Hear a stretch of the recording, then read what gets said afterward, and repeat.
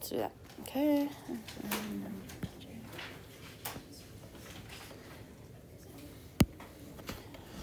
Okay. So far, if we start making a list of some of the things we've been doing, we've used p hat to make conclusions about p. We've used x bar to make conclusions about mu. We used chi-squared to make conclusions about relationships in general, multiple variables, okay?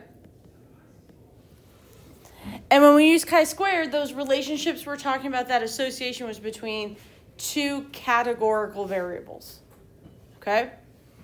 So what we're doing today, we're going to start using B to make conclusions about beta. And B is a sample slope, where beta is the population slope.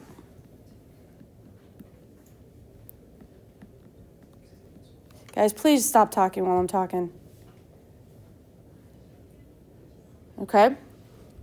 So, and just like before, before we'd made conclusions from p hat to p, we had to say, well, what do I know about the p hats? Like, how do they behave?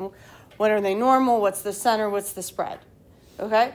So, it's worth noting, what I have here is a population of 222 eruptions of Old Faithful. Okay?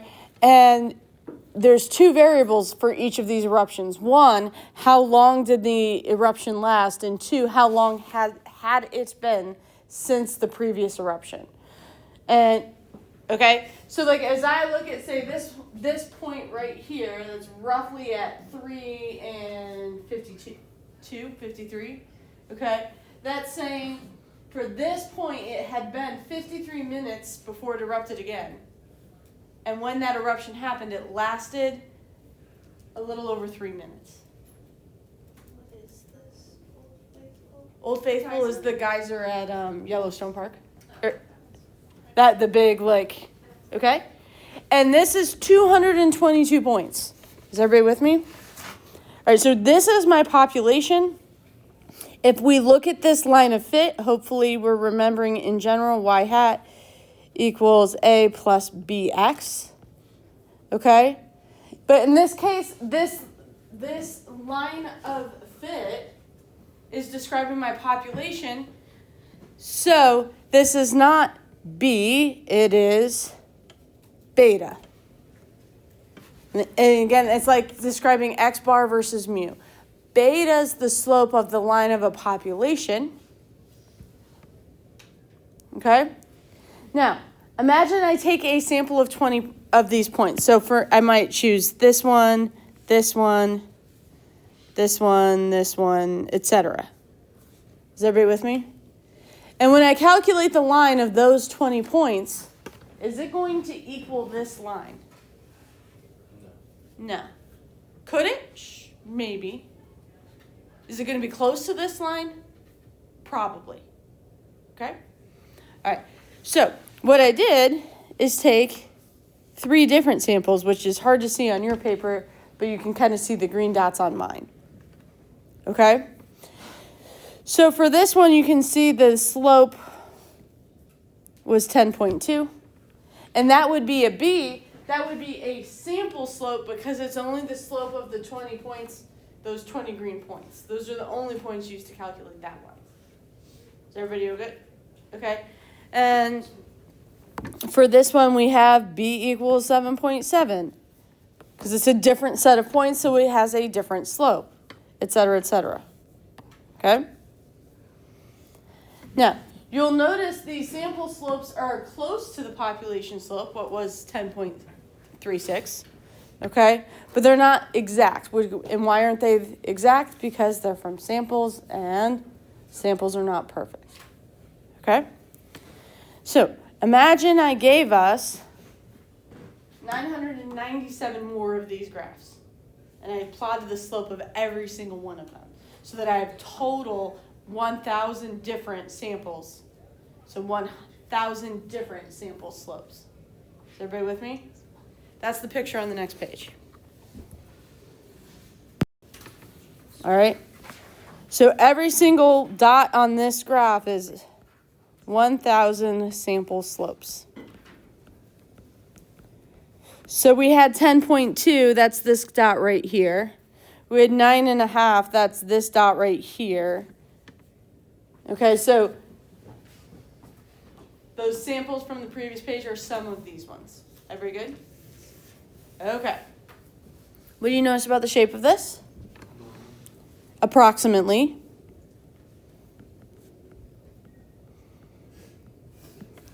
What does the center of these sample slopes appear to be? I feel like that's like... 10.3. You know what I bet it is? 10.36, because that was my population slope. Yeah. And so what is that telling us? The sample slope is an unbiased estimator of the population slope. Okay.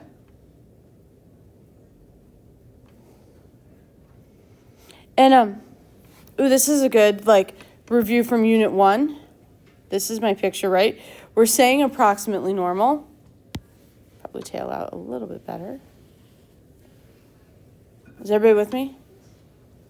If I asked you to approximate the standard deviation, you know what I know about standard deviations?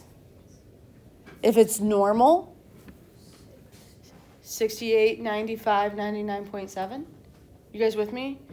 Okay, so are you guys, in some respects, we could say that all the way across is 6 standard deviations. 3 above and 3 below.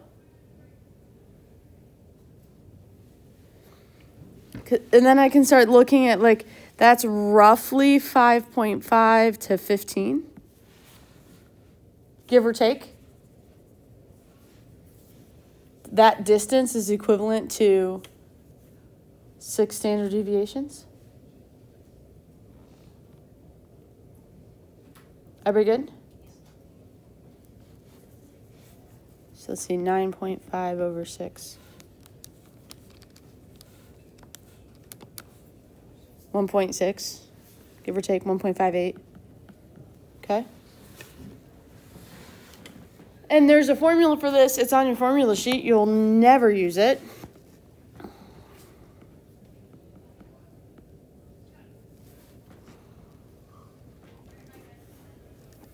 Where this sigma is the standard deviation of the y's. This is the standard deviation of the x's. This is the square root of your sample size. You'll never use this formula. You'll never plug into it. I'll never ask you to use it. So I don't stress about it, okay?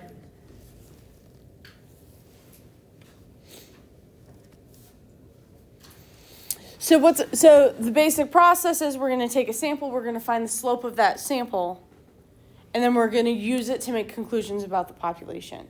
So the name of our procedures will either be a t-interval for beta or a t-test for beta. Okay? And here are our conditions. There are 5 conditions for these particular ones. Okay? However, they make a lovely word that makes me think of lines of fit anyway. Okay? So, how do we check each of these conditions? Some of them are going to feel really familiar. Do you guys feel like you know how to check the random condition at this point? Okay? Linear. Okay, if you're calculating something for the slope of a line, you better hope that it's a line to begin with, okay? There's 2 different ways you're allowed to check for this linear condition. Either of them are fine. You can either say there's a linear pattern on a scatter plot,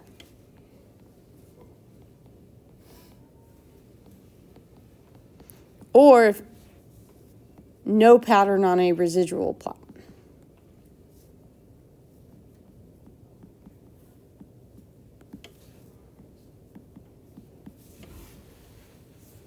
Either one of those is an appropriate check. Independent is going to be that each point on your graph is independent of each other. Kind of like the individual observations to treatments are independent. Okay? Okay. The normal basically means that on average, like the distance from the predictions are normally distributed. Okay? So what you're going to look for is you're going to be given some sort of graph of the residuals. For those of you who need reminding, the residual is just the distance between the point and the line. It's actual minus predicted. Okay? And you're going to check it by saying the graph of the residuals has no major skewness or outliers.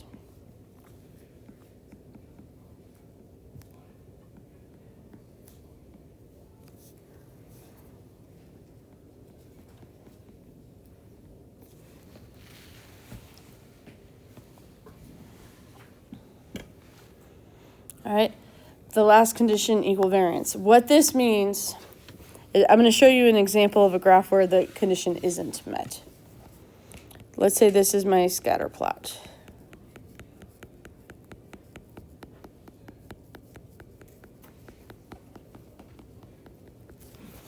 Okay. Here.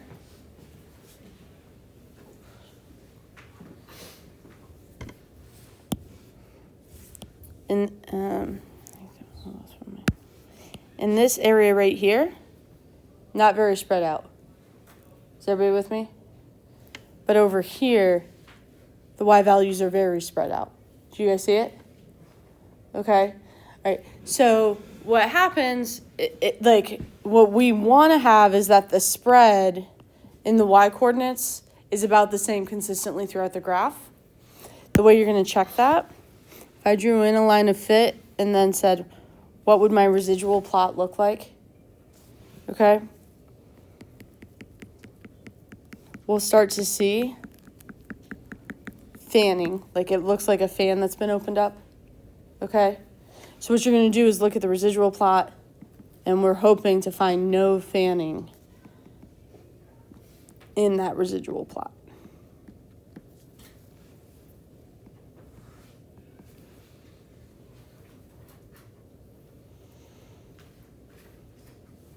All right, so we are going to run